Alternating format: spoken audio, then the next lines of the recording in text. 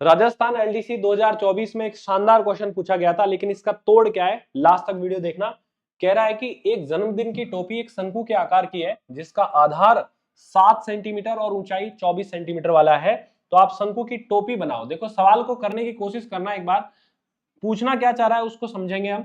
यहाँ पे ये जो हाइट है ये दे रखी है आपको 24 सेंटीमीटर, और इसकी जो रेडियस है, अगर हम यहाँ पर सर्कल बनाएंगे तो ये जो रेडियस हमारे पास में निकल के आ रही है ये आपको दी हुई है यहां से और यहां तक की लेंथ 7 सेंटीमीटर।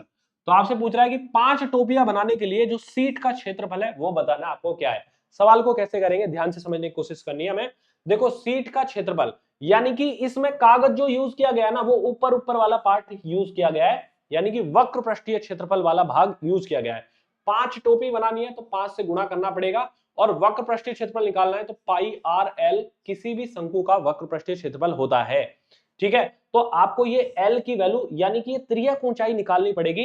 तो 24 7 ये एक हमारे पास समकोण त्रिभुज बन रहा है। समकोण त्रिभुज में अगर ये लेंथ 24 हो ये 7 हो तो पाइथागोरस थ्योरम लगा के ये 25 निकाली जा सकती है। यानी कि इस केस में लंबाई जो है, ये जो लंबाई है त्रियक ऊंचाई ये 25 है। अब देखो यहां 25 आ गया और ये 7 आ गया और ये 22/7 है।